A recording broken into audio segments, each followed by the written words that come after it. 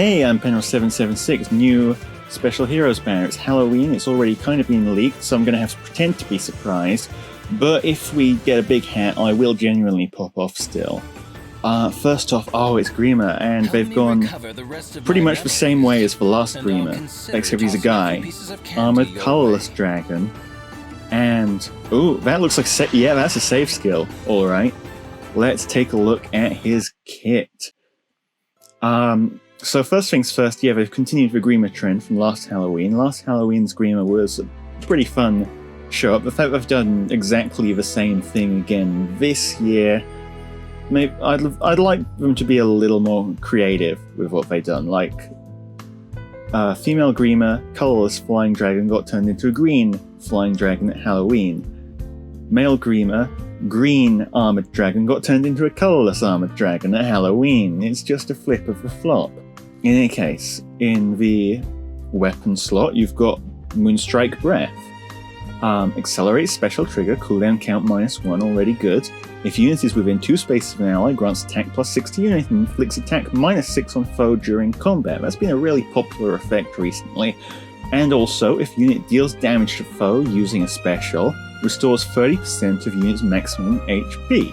Triggers even if 0 damage is dealt, and of course dragon, so adaptive damage. This is the direction they've went with the previous one as well. Well, I say that actually. Female Halloween Grima got 30% healing on special, I'm pretty sure. Relatively sure, like 80% sure. And the same effect for whatchamacallit, the distant counter, that's what you call it, as like regular Grima. But they've gone a slightly different direction here, that's nice. They've gone for, well, if unit is within 2 spaces from an ally, we've already seen this unit has a save skill, so that condition is one that you want to be meeting anyway, that's good. The cooldown count -1, also nuts, because that lets you get that special off immediately. If you've got special fighter, you can do it with a free cooldown special for something big damage like Bonfire or Iceberg, or there are more free cooldown specials, there's a lot of the damn things. Or with a 2 cooldown special, bringing it down to 1 cooldown so you can instantly use anything. That's the good stuff. And they've gone for noontime in the special slot, which is, okay, maybe not the answer I would have gone for, but hey, if it works, then it works. They're going full healing on this build. I wouldn't go full healing. You know what's more important than healing? Killing the opponent. You know, if you let them live, then they're just going to hit you again and you're going to take more damage. It's like you're healing in advance. You get it? You get it? Okay. Aside from that, a slot, Sturdy Stance Free. We've seen this before. It's good. The stance frees are just good. Guard is good. Okay? Guard is one of the most important effects in the damn game. If you are getting hit by specials, you are probably dying. Guard stops that. And of course it's attack defense +6 on enemy phase. You're hoping to fight on enemy phase probably with this, because it's a save unit. Capiche? Slick Fire Free. We've seen this fighter skill before as well. If unit's HP is over 25%, a foe initiates combat, neutralizes penalties on unit during combat, and unit makes a guaranteed follow-up attack. Penalty negation. It makes this unit safe to run visible buffs on, which is important in the sense that you can now get basically a free +6 to all stats. And worst case scenario, they get panicked off you, not a big deal. And also being immune to debuff penalties just in general, good to have. And in the C slot, attack, res, near save free. Okay. Okay, I mean, they already pretty much blew it with saves, because Dew, having attack defense near save free, that is more or less the save skill that you want. Unless you're a fast armor, in which case you want speed save, but I mean, who's seen fast armors recently, huh? Where are they? Tell me. So, attack defense, because you're a near save unit, right? Who are you getting hit by? Answer 1. Melee range units. Who are melee ranged units? Well, take a look at the list. Swords, axe, lance, physical damage. Beasts, physical damage. And then dragons. Dragons are the only ones who deal damage to your resistance stat. So, in that sense, defense is just doing way more for you on near save than resistance is. I mean, heck, until recently we didn't even have cavalry dragons, so dragons just had less reach than other units as well. You were way less likely to get hit on player phase, or well, on their player phase, your enemy phase, by a dragon than any other unit. It's still pretty unlikely, but hey, attack res near save. Maybe it'll help you a bit. The attack is still nice, of course, but you'd probably rather have attack defense near save unless you're severely lacking on resistance and you're scared of, for instance, Regin, who also attacks res, I guess, occasionally, sometimes. All in all, pretty decent save unit, I suppose. The skills are very handy. The big heal during combat is going to make chipping through this an absolute pain unless you've got exactly the right team to just blast it. But conversely, as a near save unit, being vulnerable to armor effective damage, being vulnerable to dragon effective damage, that has the potential to hurt quite a lot. The reason Brave Hector is the best save unit in the game all around is because he does not take effective damage from anyone who's not named Sheeta, right? Because these save units are relying on stacking just huge amounts of stats, and effective damage is always going to cut through that. You've got a 1.5 times attack multiplier. Your attack stat can just go ridiculously high. So long as you've built them to hit hard, they're going to hit hard no matter what. Having that double effective weakness is, on the other hand, going to suck pretty hard. But I mean, hey, they still look pretty decent. And worst case scenario, the fodder's good. Like, Sturdy Stance 3, still super useful. And I mean, a save skill's a save skill, right? Let's keep going.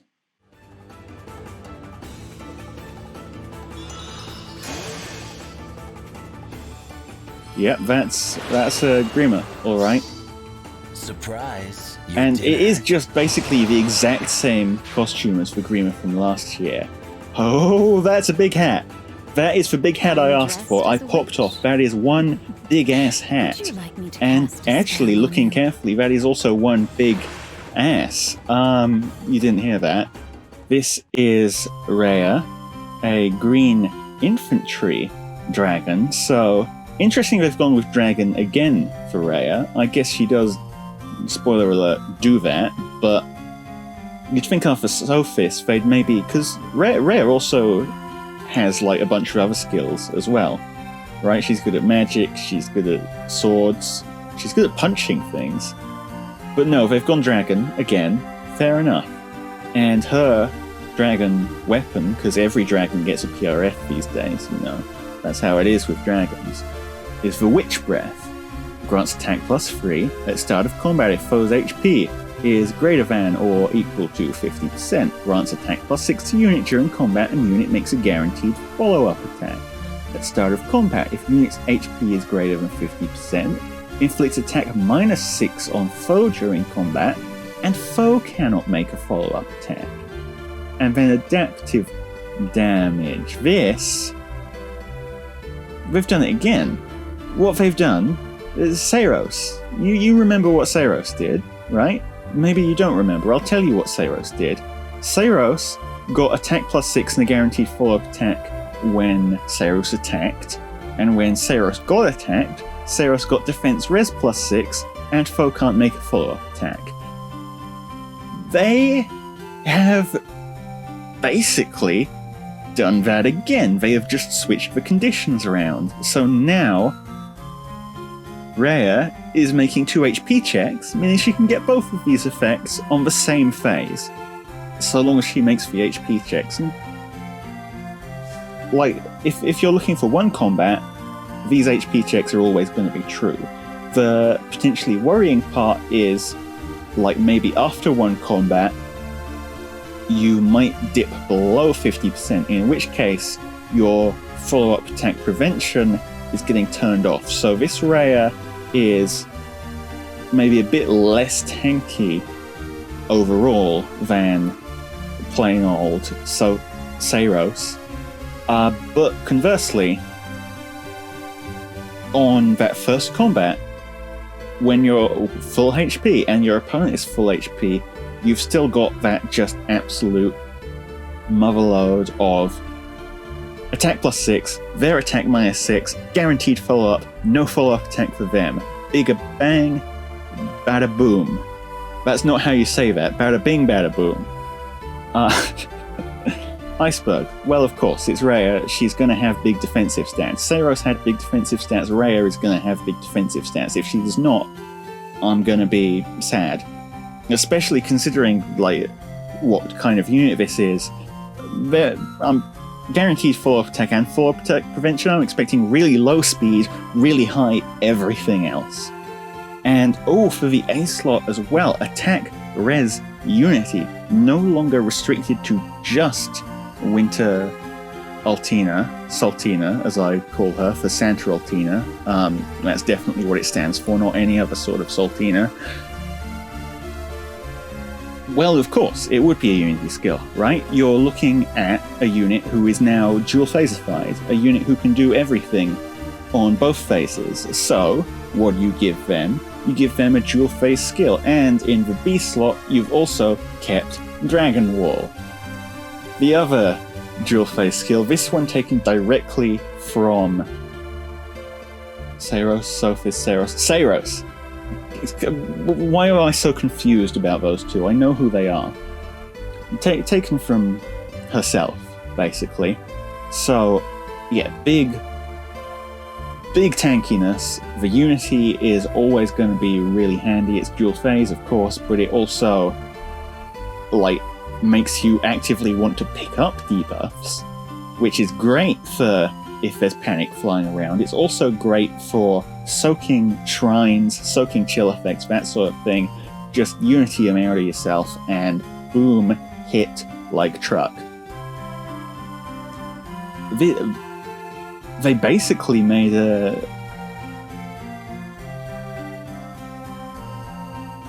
Well, Seiros, pretty much, just slightly different. And I mean, I do like the working on their base unit skills for the Halloween version. I wish they'd been like a little more creative, but hey, we can work with this, and I do really like the hat.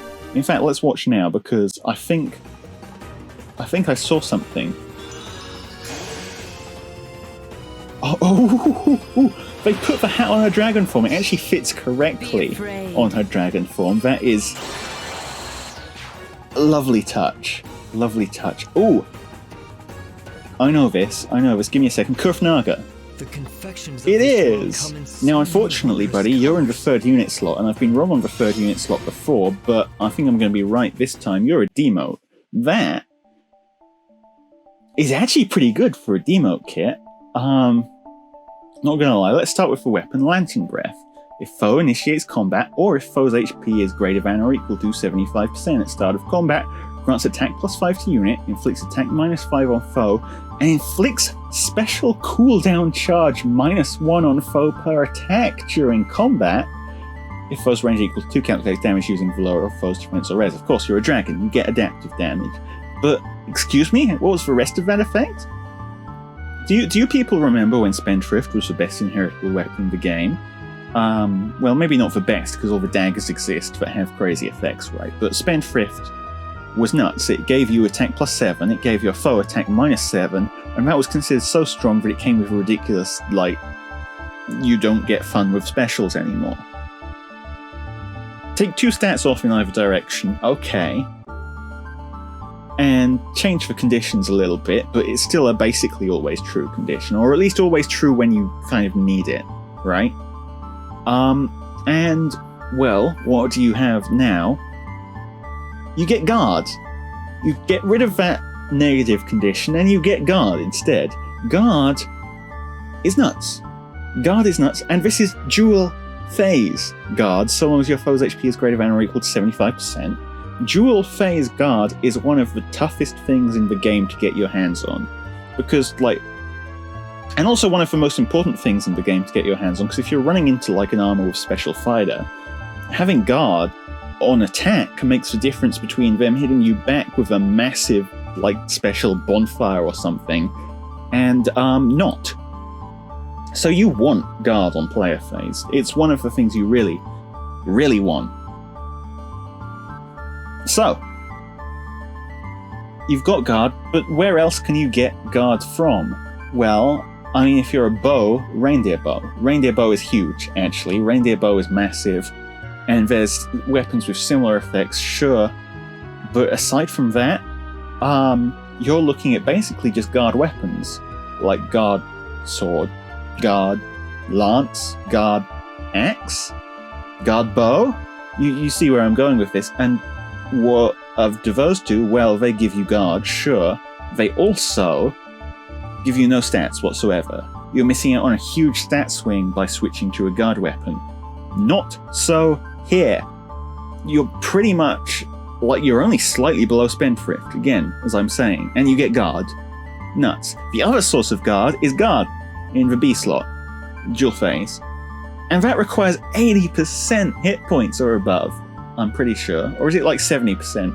Whatever, it's a ridiculous amount of hit points. You're going to drop below that no problem once you start hitting things. Like, sure, maybe it can help you for one combat, but even then, if you're on defense rather than offense, Bolt Tower exists, so you're not getting it.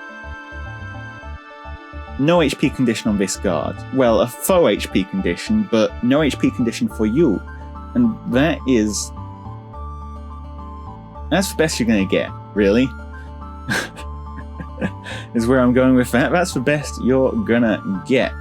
What else? Growing Light, sure, why not? Nothing really special to say about Growing Light. Even Pulse Tie. Actually huge. People massively underestimate the Pulse Tie skills. I'm not sure why. But they do. They do underestimate them, and you shouldn't, because there are a lot of people out there walking around with specials who you do not want to have specials. And so long as you've got a nice big HP stat, well, guess what? Now they don't. If their special was pre-charged, it isn't. Neat, right? And then, in the C slot, Dragon Experience Free. The nicest thing I can say about Dragon Experience Free is that it didn't exist already. So if you needed it, well, beforehand you couldn't have it. Now you can, I guess. I don't think I've ever seen anyone actually deliberately go for an experience skill. People do use them if they just happen to have them on hand, but I mean, crystals exist. Just feed your unit a bunch of crystals and you've got experience now. Not a problem. Maybe if you're running like low on crystals, but then you just equip Live for Bounty. that I shouldn't have made that joke. I'm sorry. Anyway, not entirely sure how strong this guy is, but that breath at the very least gives me like very good expectations for just like the quality of inheritable stuff this time around. Because ooh. And he's the tall type of dragon, the really tall, lanky types of dragon, the type that they've been. That is, yeah, that's the other one, the one that's not Saros. Sothis. Blue Dragon Flyer, so it's a full dragon banner this time around, and also Byleth was there.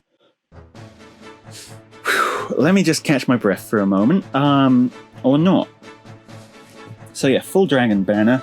And the weapon this time around, actually, you guys think it's weird that this is Sophis number 3 in the game, and Casper is so underrepresented in Fire Emblem Heroes that I'm not even sure if I'm getting his name right. I'm pretty sure it was Casper, right? Comments?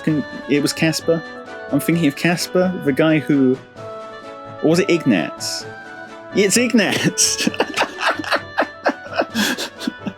But it's the dumbest mistake I've made in a long time. I'm leaving that one in. I'm not going to edit that one out. That's how little Fire Emblem Heroes thinks about Ignatz. They can't even remember his name. I'm blaming it on them, not me. It's their fault.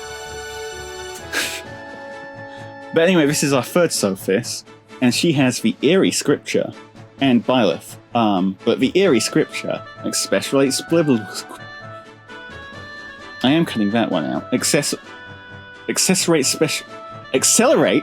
special trigger, cooldown count -1, neutralizes effective against dragons bonuses. Okay, so we're a dragon but not a dragon. Yeah, that's what Sophis does. Unit can counterattack regardless of foe's range. Sure, that's also a thing that Sophis does. If foe initiates combat, or if foe's HP is greater than or equal to 75% at the start of combat, grants attack speed defense +5, res +5 to unit during combat. It's 4 AM, okay, don't blame me for all these slip-ups. And of course, adaptive damage, because even though you're pretending not to be a dragon, you're a dragon. This seems very Sophis-y, not gonna lie. This seems like they've just given Sophis all of the things that Sophis does.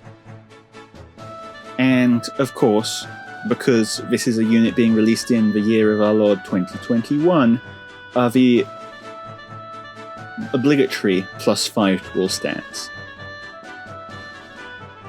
And, I mean, sure, you get a slaying effect as well. That's a Byleth thing. That represents Byleth being here, right? Glue the unit stats together. Sure.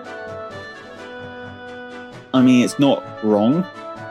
It's definitely a strategy for making these types of weapons that works. I do, again, just kind of wish that they'd give us something new. Something fun and fancy and phantasmagorical. I don't know, it's Halloween. Surprise us a bit. Trick or treat, yeah. So they've done the same with her special as well. She's Sophis, she gets serious. That's what Sophis does. Boosts damage by 30% of unit speed, restores HP equal to 30% of damage dealt. Sure, speed-based specials are good. They're good. They're not bad, they are in fact good. Healing is a nice extra touch, I guess. It's serious. We've seen this already. It was bad on regular Sophis, but that's because regular Sophis was bad. On Winter Sophis, it does pretty decently, but there are better armors out there nowadays. Attack speed solo 4. Okay, so this is a very attack speed heavy unit. Well, that makes sense, right? That does just make sense.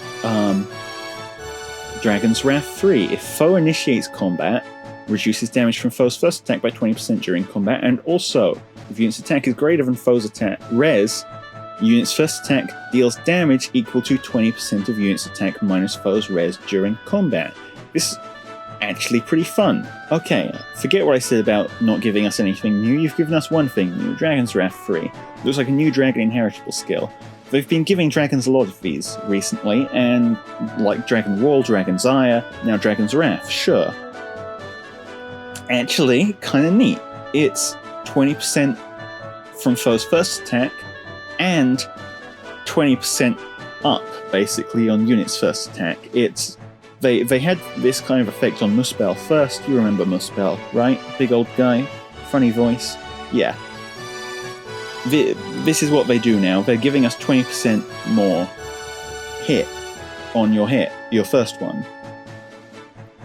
Kind of interesting that it's on a foe initiates combat. I guess this Sophis has distant counter, so we're going for a kind of attack speed based player phase and enemy phase unit with the attack speed solo 4 and the healing as well. It'll depend on the stats, I'm going to be honest. This one will depend on the stats, because this is exactly what Sophis tried to do, and it's exactly why Sophis wasn't all that great. Sophis tried to have a bit of everything, and units like that just don't quite work out so well. If you're trying to tank, sure, you can have like great player phase but you do still need that bulk, or else you do just die, right? And like the healing is good, the distant counter, the 20% damage reduction is going to be a tight one, whether that is enough to make or break the unit. And then the C slot, attack speed, rain free. Okay, so they actually have gone a little defensive here. I saw attack speed and thought the rest of the skills were all going to be attack speed focused, but no, we do in fact have attack reduction from the rain skill. Actually, another thing I'd like to note about this unit, sure they have distant counter, they are a flying unit. They are just going to die to bows. But I guess it's mainly just a player phase unit that you can carefully, like, enemy phase one thing with. Sure, okay. Whether it'll work or not remains to be seen. Alright, and it's a duo unit, so actually we should keep going, because there is one other part of their kit that's very important. Their animations, sure. Barely surviving that bow flyer there, not a good sign for these guys. And look, the healing only brings them up to 19, it's not that good to keep them, like, sustained. But the duo skill, I paused a little late there because I was talking, grants null follow-up to unit and allies within 2 spaces. Okay, yeah, it's Byleth. We've established with regular Byleth and now legendary Byleth that null follow-up is a Byleth thing. They are just taking the parts, the skills that are familiar for the unit and going, yeah, we're going to put them on their seasonal. Sure, why not? So yeah, Byleth gives you null follow-up to yourself and allies within 2 spaces. If unit or any ally within 2 spaces has their special cooldown at its maximum value, grants some special cooldown count -1. Times Pulse, that's the Sophis thing. Let's give them Times Pulse in Red Duo skill. Once used, Duo skill cannot be activated right away. At start of odd numbered turns, they get it back. Sure. Again, like with all Duo skills, this one's big.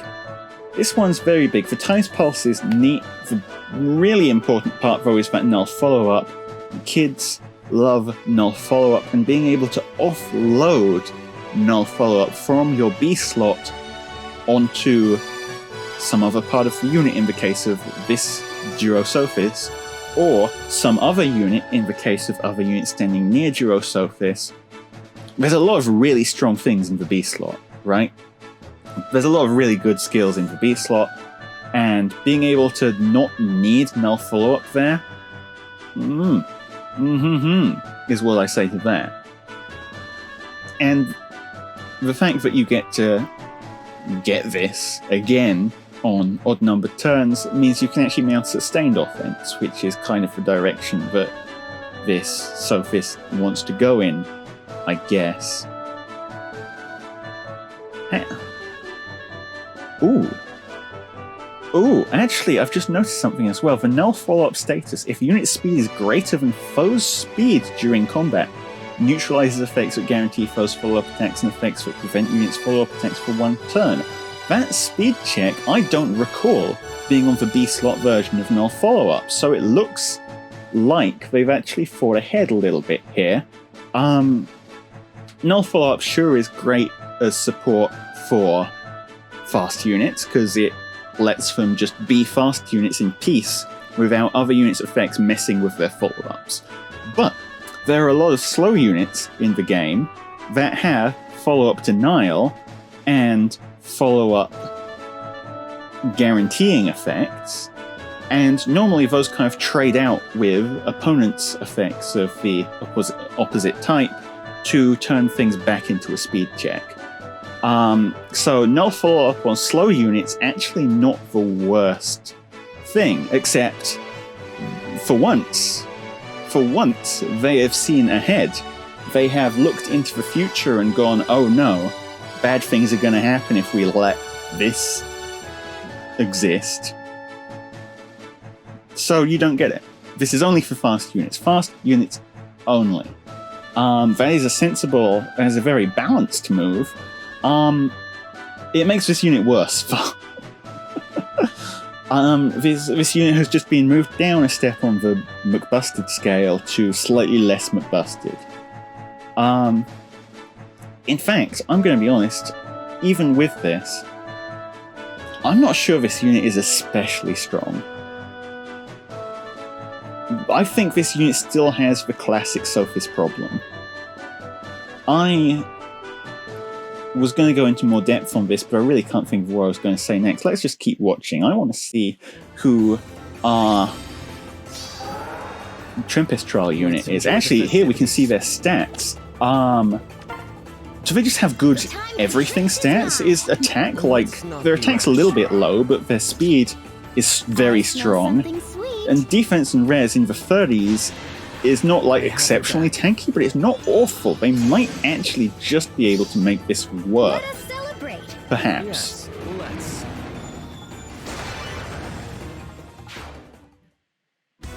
And yeah, Paralog, of course. Oh, nice hat. Also, one thing I will say about Sophis, her hat is smaller. Who's this Tempest trial unit? She's purple. Well, she's a blue tome flyer. Have we had many flyers recently? Flying tomes? I don't think we have, so that's a bit special already. Who the hell is purple? Let's think. There's no free houses that look like that. Purple, purple, purple. Telius? I don't remember anyone being purple. Is it Sophia? Is that Sophia? Because if it is, then... Wow, that's Sophia. If it's not, then forget I just said that. But if it is, wow. That's out of left field. I wanted to be surprised. They've surprised me. Good job. Clap, clap, clap, clap, clap. And if that tome is anything like Kurthnaga's Inheritable Breath, then that's nuts. That's big old nuts. Guard, hard to get. Even harder to get on ranged units. You're basically stuck with like bows, and even harder to get on tome units.